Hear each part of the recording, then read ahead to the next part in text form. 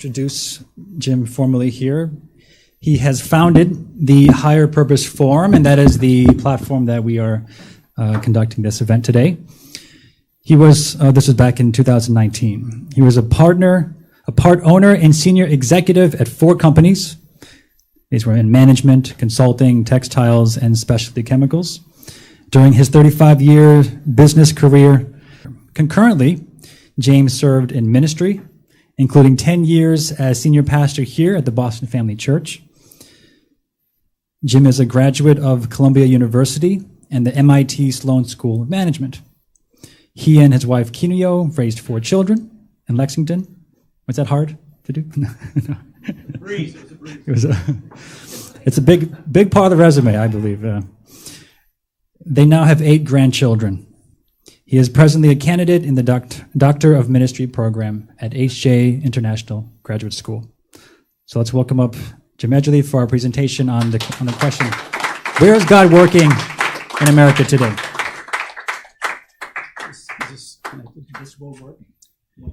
Before I start to talk, I'd just like you to know that my coach is here. Really? I work out at the Burlington Title Boxing Club, and my boxing coach, Joe, is here. Let's welcome Joe. I try to give Joe a hard time whenever he coaches me, but he always gets through the whole class. He's a great coach. Thanks, Joe, for coming. And I'm really happy that we have the president of the Mass Family Institute. I have a very, very high opinion of Mass Family Institute. And we all remember working with the Mass Family Institute on the marriage issue. And that was in the days of Chris Minot.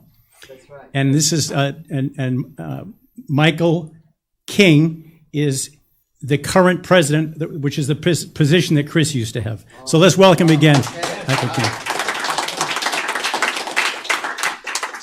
If you want to define the term spiritual soldier, the definition of that term is Michael King. That's very nice. He's unbelievable. He's unbelievable. All right, here we go. I'm going to present a hypothesis today that I'm very confident about, and I'm going to try to convince you of. And this hypothesis is the result of the term in ministry is a theological reflection. When you find yourself in the world and you use your belief system to try to understand and gain insight about what's really going on. So a bunch of years ago, I was hearing all sorts of depictions about our country's history that were really, really upsetting to me. They didn't make any sense. Because I grew up in this country. My ancestors grew up in this country. My ancestors have been in this country since 1630, Thomas Edgerly.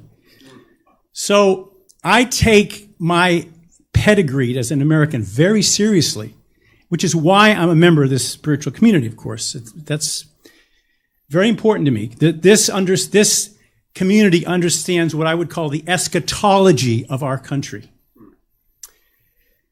So I spent a ton of time trying to figure out, okay, what really is going on? Because I want to clear this up.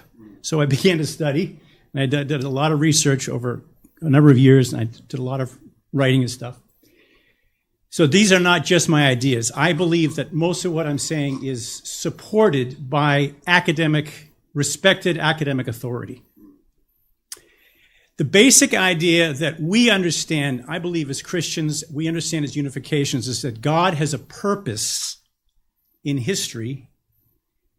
History is teleological, it's going somewhere purposefully. And we believe that the United States of America has a very important place in that process. And my God, Reverend Moon made that very clear to us, those of us who were with him back in the 70s and 80s. He was crystal clear about what God expected of our country. But, I kind of wondered, okay, that's fine. America has a mission to fulfill in history, but how does it actually work? What is really the dynamic that causes our country to be able to progress forward towards some goal that God has for us? How does it work? How does forward progress in America work? This country was born out of Europe, but it is not meant to be another Europe at all. It's meant to be something very different than Europe. And over the course of 400 years, a lot of progress has been made. In my opinion, we're behind schedule, but a lot of development has occurred, and it's not over yet. So I think all of us have to decide whether we believe our country has to still to change. I believe that. We have a long way to go, but we've also should be proud of what we've accomplished. So the question is, to me, what is the underlying cause of forward progress in this country? What causes spiritual, providential advancement to take place? How does it actually work? It doesn't work according to what I read in the 1619 Project. I was pretty sure of that. And this is what Reverend Moon once said. He said, in a short 200 years, God raised this nation to be the mightiest on earth. So he's saying that God has a role, is active in the development of our country. That's what he's saying, that there's a role, a central role that God has taken in developing our country. Okay, what is that role? How does it work? So if you study American history, this is pretty clear. There's sort of been 4 phases in our country's history. The first phase I would call the divided foundation period, up until the American Revolution. The second phase, divided nation period. These are my terms, between the Revolutionary War and the Civil War. Then the prolongation period, that's my terminology, from the Civil War until 1955. And then the final period that began with the Civil Rights Movement is the period that we're now in. And that's not that unusual a way of thinking about the stages of our country's history. When I was studying the Reconstruction period, I kind of like I had a revelation, and I saw something in the sequence of events during right after the Civil War until 1877, a pattern that took place that's repeated over and over in American history.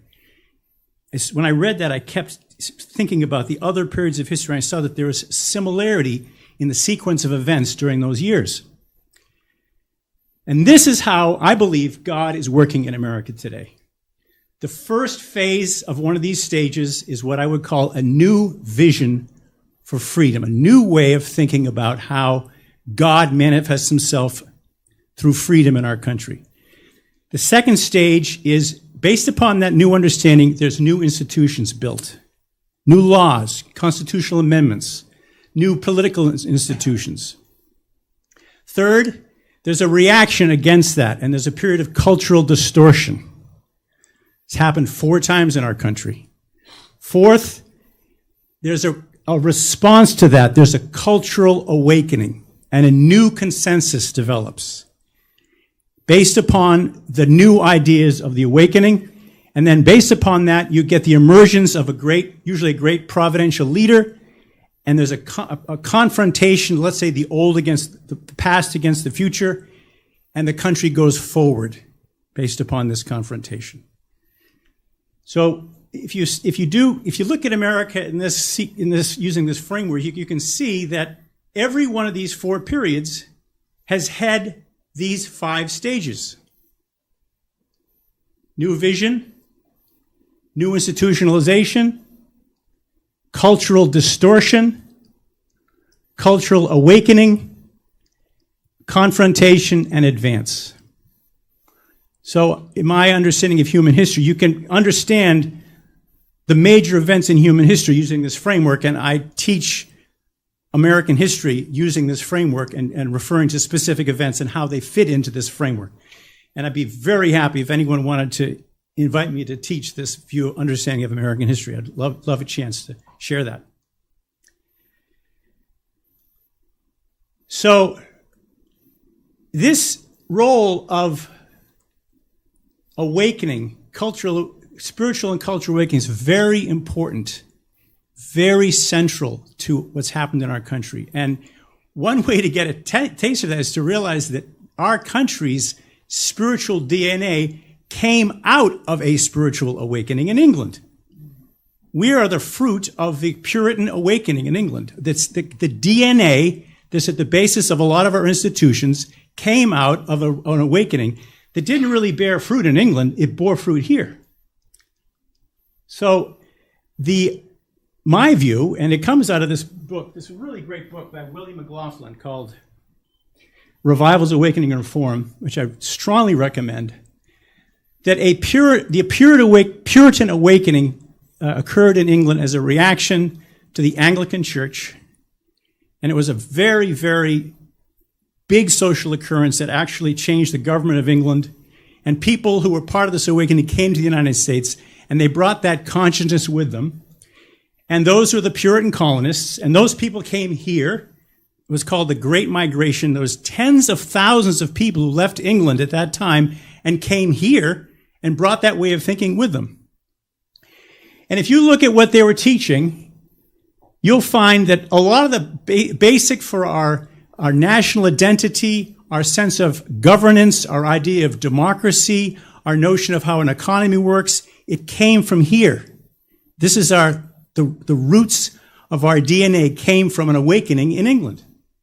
Centralized rejection of political power. This was a part of the ideology of the Puritan awakening. Congregational polity, that's an understanding of governance in a community. Calvinist or Protestant work ethic, that has implications in the economy. Millennialist expectation, that has to do with our very important part of our national identity, how we think about ourselves as a country. That's a millennialist frame of mind that came from England, came from the Puritans. Individual autonomy from God, this is our basis for human rights for individual rights in our country. This is part of who we are. A covenant ideal between the relationship between God and his people, inalienable God-given rights, life, liberty, and originally it was presented as private property. It was written in the Declaration of Independence as life, liberty, and the pursuit of happiness, but the English expression of that was life, from John Locke, life, liberty, and private property as a God-given rights. Okay. So we can think about this country, which is a very, very free country. Most people would say it's the freest country on earth. It's like a stool with three supports, and it can't exist unless all three supports mutually support each other. You got a religious component to this basis of our freedom.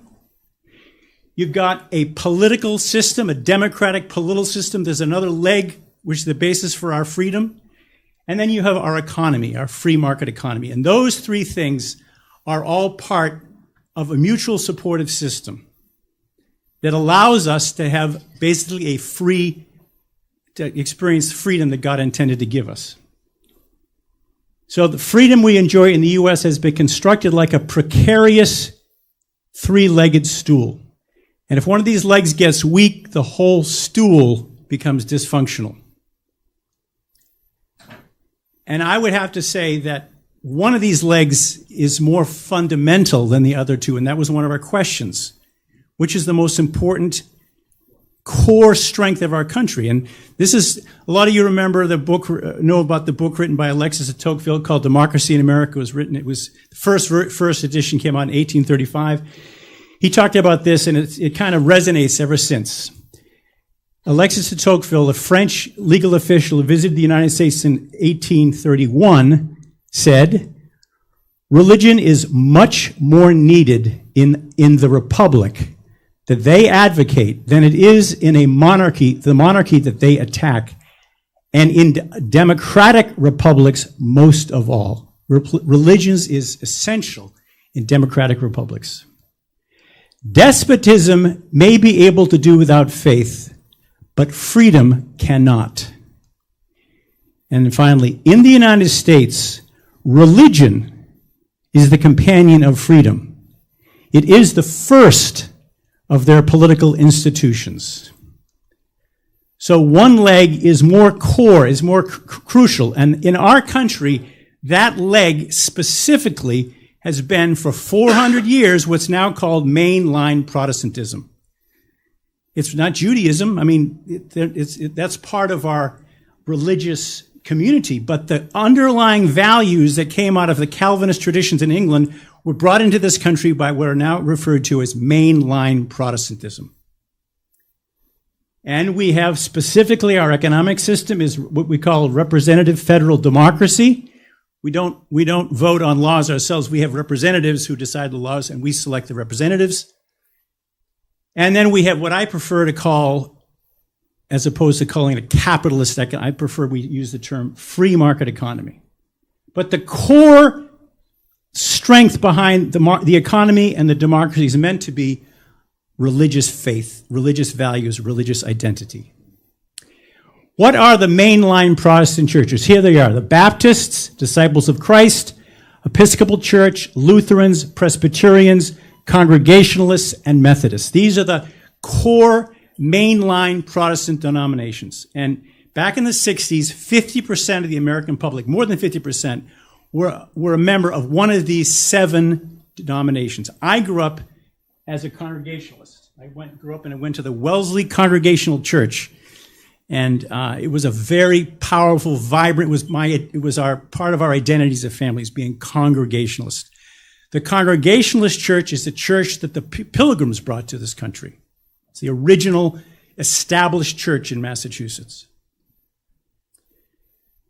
So in fact, for me, if you really want to understand my opinion, this is based upon our unificationist way of thinking.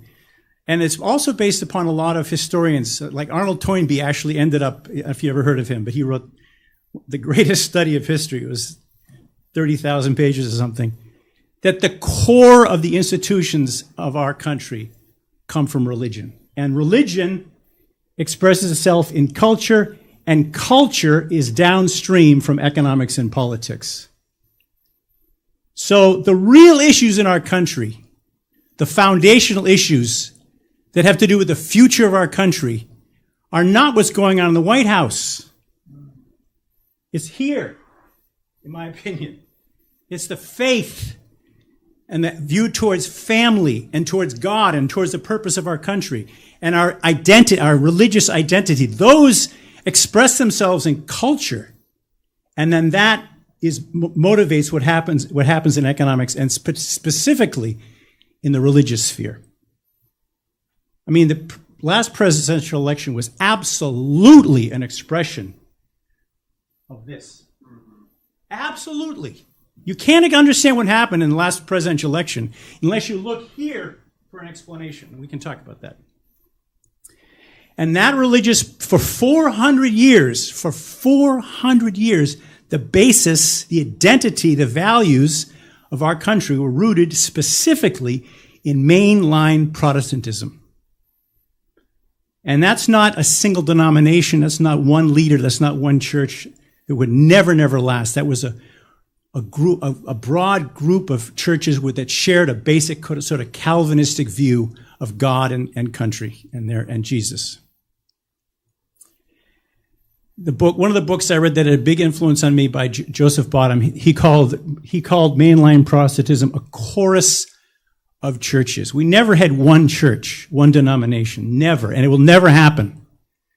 Having one denomination that has to succeed or has to play leadership. It hasn't been that way. It's been a movement that's been the spiritual basis of our country. Now, to me, when you study theological reflection, you have to figure out what's called the heart of the matter. Like when I listen to Milhan's sermon, I'm sitting there thinking, okay, what's the core idea in here for me? The heart of the core concept that God is trying to convey. This, in my opinion, today, I think if you buy into this and accept this way of thinking about our country, you'll really, really be able to understand a lot about what's going on in our country. This is for me the most important slide of the day. So, if you look at that typology, new vision, institutionalization, cultural distortion, awakening, and new start, which one do you think we're in right now of those 5?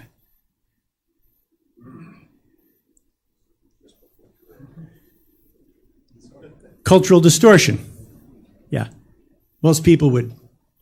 So there's a lot of confusion in every one of these categories. There's a lot of confusion right now. And the question I'm asking is, why is this happening? What's going on? Radical redefinition of marriage and family, radical decline of standards and civility, white nativism, woke deconstruction, culture wars, weakening democratic institutions, loss of confidence in our country's future, all sorts of foreign, they call them geopolitical threats from the outside. A lot of things seem to be threatening and distorted and disrupted we're in right now. So I would say that we're definitely most people would sense that we're definitely in this period of cultural distortion. That's what we're going through right now. And we've been through it before. Absolutely, we've been through it before. This is our fourth time we've been through this crazy, disruptive, where the future of the country is no longer clear. The reason we go through this is because we have to progress through this. We have to get beyond this with answers and solutions. We need an awakening. So, I did a study and I tried to figure out, okay, what's the underlying reason for this cultural distortion right now? What's the specific cause of this cultural distortion in our country? And I came up with five factors. But there was one that is by far more important than the other ones. By far more important. The only one that really counts is that there has been a dramatic and irreversible decline of mainline Protestantism. That's been the cultural core of our country for 400 years. It's gone. It's not coming back. Look at this. Decline of 6 mainline traditions: Baptists, Lutherans, Presbyterian, Episcopal, Congregationalists, and Methodists. When I grew up and was going to the Wellesley Congregational Church, over half of the country was active in mainline Protestantism. That number now is down, let's say it's 12%.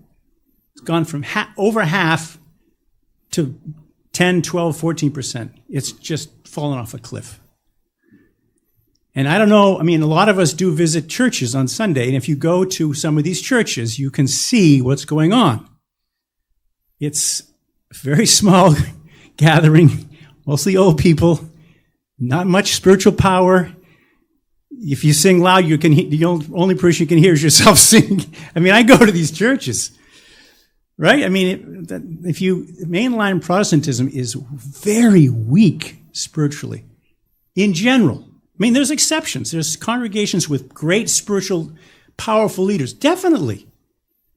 But now the actual participation in the economy is only 10 to 14% of the population is still involved in mainline Protestantism. There's very low intergenerational succession, retention. The average age is 55 years old. The denominations are all split between liberal and Protestant. They're divided in half. There's no witnessing. There's no evangelism. And, most religious historians will say, absolutely, this is going to continue to decline. God's anointing, now this is my opinion, has left mainline Protestantism. Now that's a huge change. I said there's been four periods of cultural distortion in our country in the past. Most religious historians will say this is the most severe because we've lost the spiritual underpinnings that we've been relying on for 400 years. It's gone and it's not coming back. Here's my church, Wellesley Congregational Church. I absolutely met God in this church. This is where my religious life started. But I've been back there. No thanks. It's really lost its way. This is my mother's church. This is the Pawtucket Congregational Church where my grandparents and my parents attended church. When my mother was a young girl, this church had 5 choirs.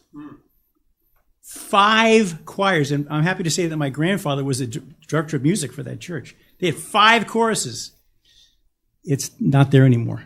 They're gone. They closed up and sold it to it's now a Pentecostal church.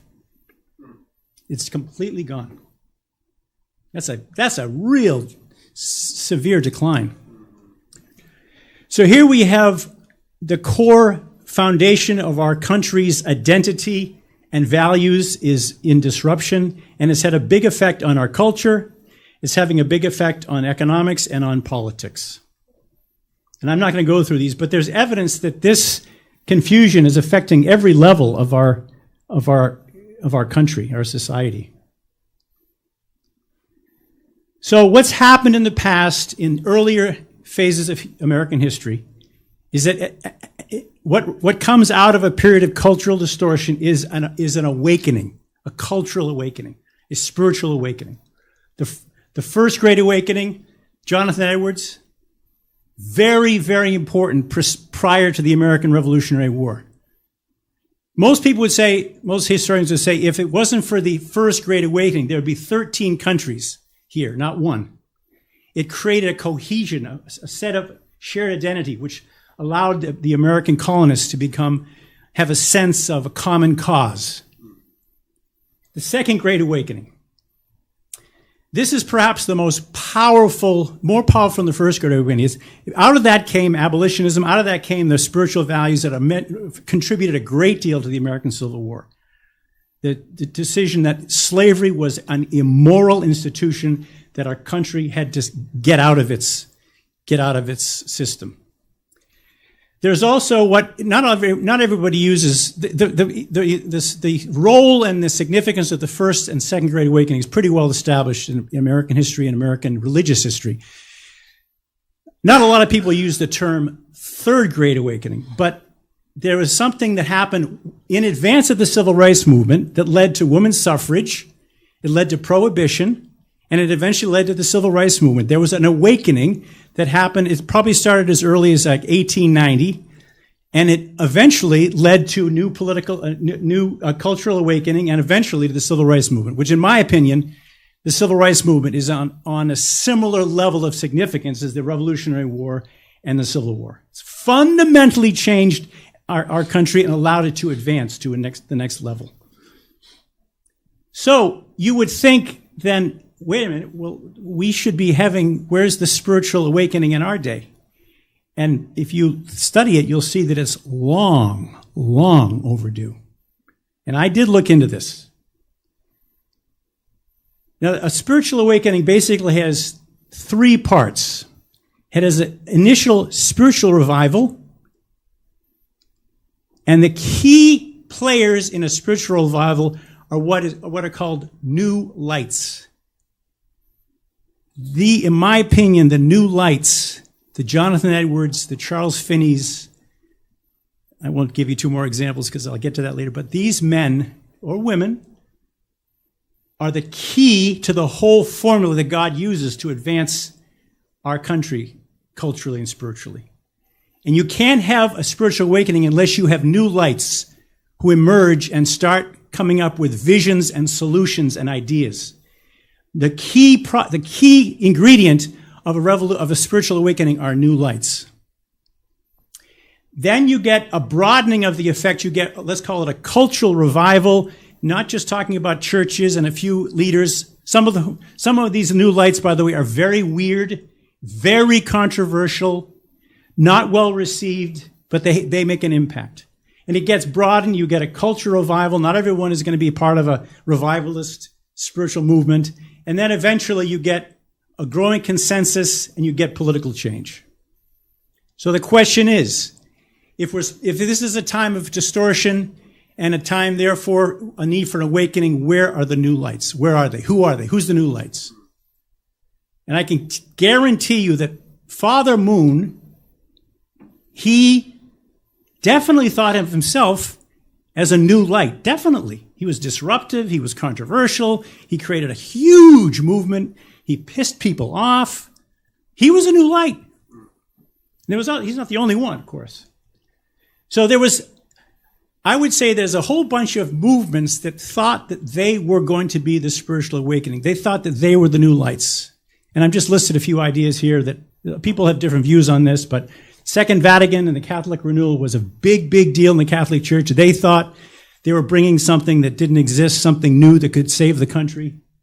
The Jesus movement, this is a big story. There's a movement made about this, right? They thought that they were going to change America. Charismatic and Pentecostal renewal, that's a huge international worldwide movement. There was an attempt to revive Protestantism, which was led under the National Council of Churches. I don't know if you know about that. Riverside Church. They thought that they were the new light of a new removal. That's in New York City, the Riverside Church, and that was a big, big religious movement in the 60s and 70s. There was the Nationalist New Right movement, Moral Majority, Pat Robertson, Christian Coalition. And there was also the Unification Church movement. We thought that we were going to waken up Christianity and Christianity was going to wake up the country, right? We thought we were a new light movement. Clear as day. What Father said was, here's what Father said at Washington Monument, Father Moon. This is so classic new light stuff, okay? This is the way he was thinking. God sent me to America in this perilous hour to awaken this nation, spiritual awakening. I have not come to bring a new religion. He didn't want to create a church, but to bring a new awakening to Christianity, to revive the founding spirit of this land and call America back to God. I mean, that's the way these people think. That's the way Billy Graham thought, right? That's the way Jonathan Edwards thought. Charles Finney, this is a classic revivalist mentality in our country. But each one of these attempts, in my opinion, failed. Each attempted to make a fundamental change in our spiritual and political culture, and none proved capable. They didn't last, capable of doing so. Does anybody, when I did this study, I said, nope. There is no new light movement that's caught traction in this country. Nope, hasn't happened. And it was a very discouraging conclusion that I came to. So I wrote this booklet. It's over there. It's called The Post-Protestant Thesis. And this is one of the conclusions. 5 requirements. This is my own conclusions.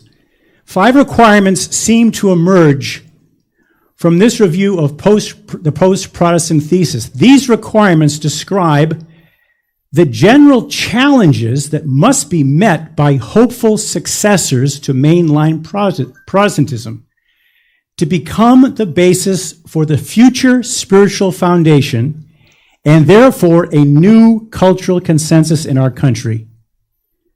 So these are what I consider what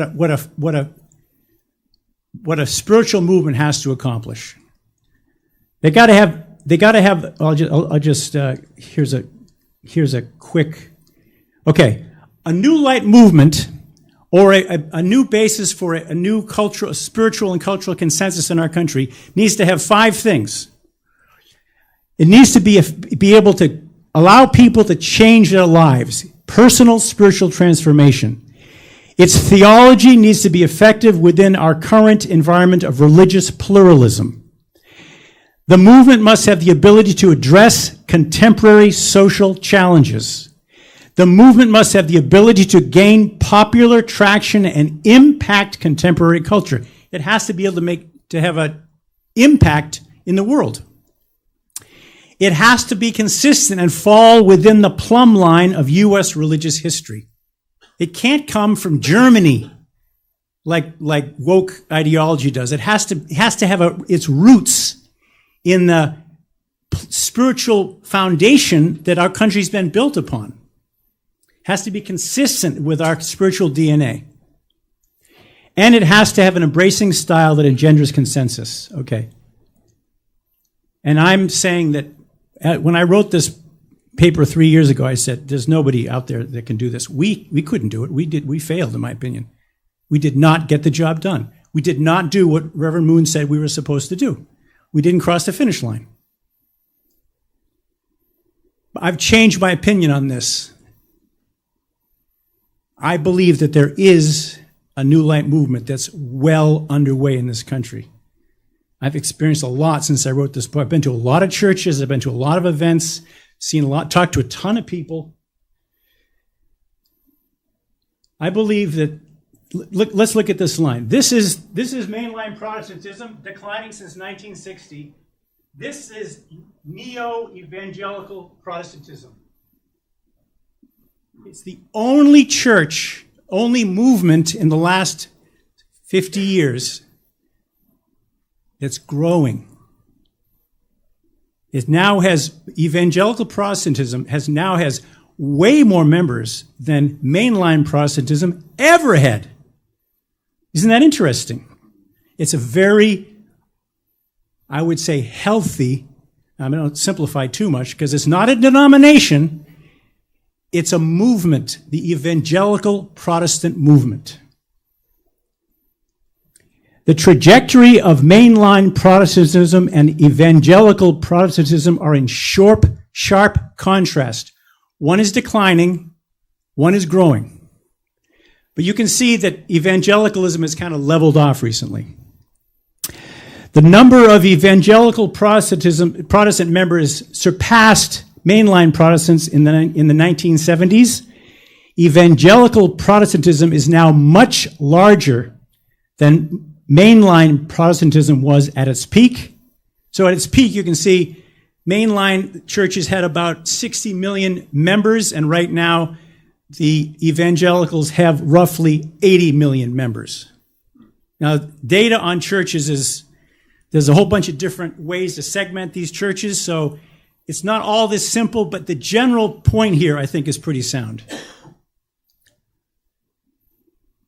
But the member of evangelical Protestants as a percent of U.S. adult population is still below evangelicalism. That should be mainline at its peak. In other words, at its peak, the mainline church had about 55% of the U.S. population. Right now, evangelical Protestant has a little bit under 30. So it's not the same proportion as mainline was.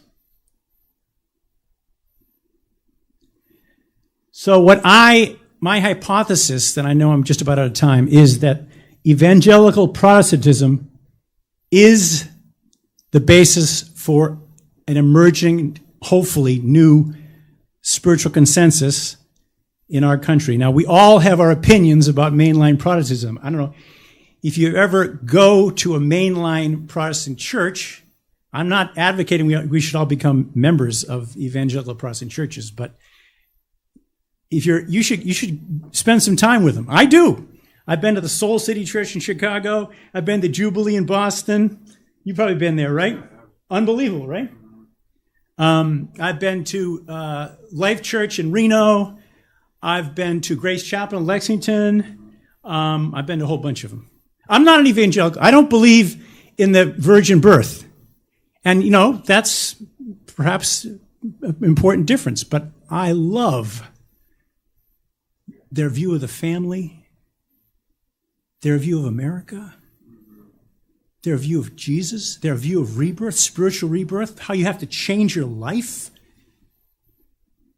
These things are golden, and this church is very clear on this stuff, very clear on our responsibilities as Americans. I'm not here today saying we all should become part of an evangelical church. I'm saying we should find a way to be supportive. And the reason I invited Michael might be wondering, why the hell am I here? But because he's doing this. I'm almost done. Right, I'm out of time? 4 minutes. Okay. Well, first of all, I'll just say this is the basic ideas of evangelicals. This is what's called the Bebington Quadrilateral. There's all sorts of different documents, theories about what they really believe. This is the most popular one. They believe in 4 things, evangelicals. First of all, they believe in personal transformation. If you want to live your life according to God and you want your family to follow God, you have to change. You have to make a decision to change who you are and what you believe and how you live, and it's got to center on God and Jesus. That's a big, that came out of the Second Great Awakening. That's the roots of evangelical Protestantism is the Second Great Awakening. Personal commitment, personal rebirth. I'm a total believer in that. I went through that. I changed my life. Public activism. Okay, the evangelicals are all over this, right? They are involved in feeding people, in providing homelessness, in setting up seminaries, in setting up colleges, in providing private education. They're in everything now. So this is the second pillar of evangelical Protestantism, is public activism. Third, spiritual authority. If you really want to live your life for God and Jesus, you can't do what the school tells you. You have to have your own source of spiritual authority in your life. You got to believe in something other than what the school tells you to believe in, or what you got. And the definition is not the Pope, it's not the Republican Party, it's the Bible. It's the Word. That's your North Star. Don't get confused by other sources of authority, because it's huh? Yeah, you gotta believe in the Word. And finally, salvation through Jesus. A stress on the redemptive work and sacrifice of Jesus Christ on the cross as the central event of salvation and the foundation of their faith. And evangelical Protestantism, it's not a denomination, it's a movement. It includes all sorts of different, Southern Baptist Convention, COGIC, National Baptist Convention, Grace Chapel, mega churches, Saddleback, they're all over the place. They're not all marching to the same drummer. It's a movement. And it had a set of new lights. It had a first generation new light. This is the first generation of new lights, in my opinion. Billy Graham, Carl Henry, Harold Okenga. He was at the Park Street Church in Boston. He was one of the founding fathers of modern evangelical Protestantism, along with Billy Graham. And then there's a second generation new lights: Bill Bright, Chuck Colson, Francis Schaeffer, James Dobson. You remember him? Focus on the Family. Jerry Falwell. Did we work with these people back in the 80s? Are you kidding me?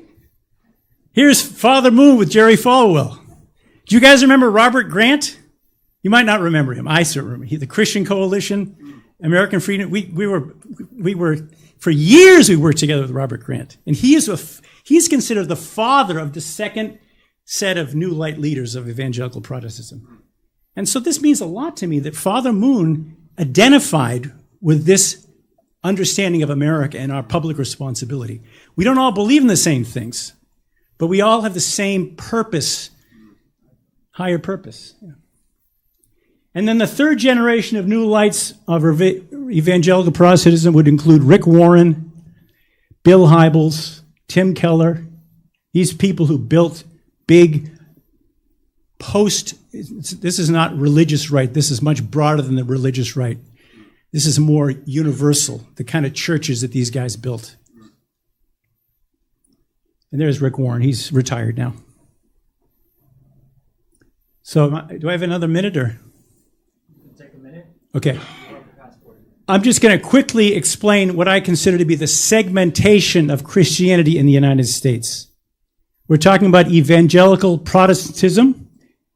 The next way to think about what the components of U.S. Christianity will be the Roman Catholic Church, mainline Protestant denominations, which I've mentioned is in decline. When I go to a mainline Protestant church and an evangelical church, it's like night and day. You're in two spiritual universes.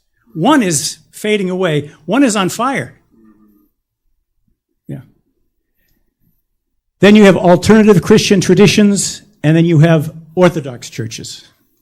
So the evangelical Protestants are about 26% of the U.S. population, about 42% of Christian membership, and they include the Southern Baptist Convention. That's the biggest component.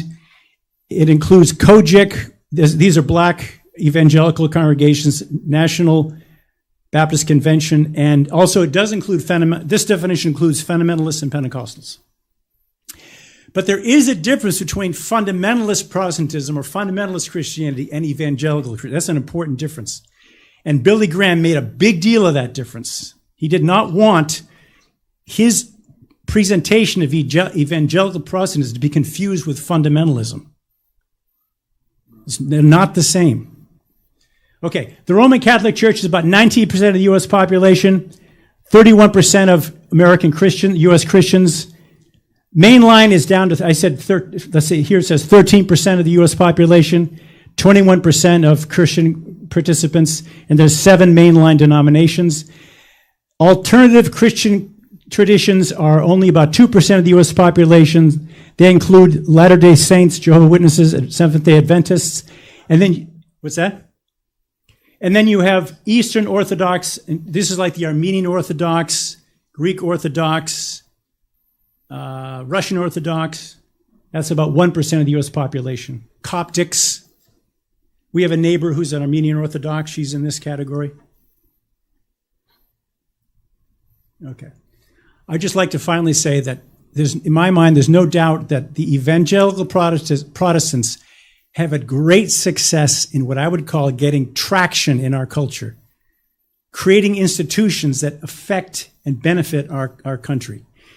They've done it in religion, all sorts of churches, and the biggest institutional expression is the National Evangelical Association. But they have a lot of churches, a lot of seminaries, a lot of universities, lots of cultural activities, and a big influence in politics. They've really had an ability to impact the world around them. So, last slide. Is modern evangelical Protestantism the basis for a religious awakening and new cultural consensus in the United States? Is it? Is this the awakening that our country needs? My opinion is yes. And I'm not the only one that thinks that way. William McLaughlin at Brown University, he's passed away. George Marsden, he's the big scholar on evangelicalism. Mark Knoll, a scholar at Notre Dame. But they don't call the emergence of mainline, of evangelical Protestantism, they don't call it a great awakening. And the naysayers would argue that although evangelical Protestantism is on a par with the historical awakenings of our past, they are at equivalent level, similar in terms of the ability, the scale of a revival, and the realignment that they've caused within religion, of the impact that they've had on politics and on cultural impact. They are at the same level as previous awakenings, but there's a questionable potential for creating a new cultural consensus. Another great awakening may not be possible in our pluralistic religious culture. The religious culture of our country is way more complex and diverse than it was in the 60s. So the question would be, another question is, can the membership of evangelical Protestantism grow to reach a critical mass similar to what was previously achieved by mainline Protestantism? That's kind of the big question, is whether it can continue to grow in its numbers and its influence. Thank you. Let's thank Jim again for doing this research and preparing this presentation. I think I'm getting a much clearer idea of your research and your conclusion here.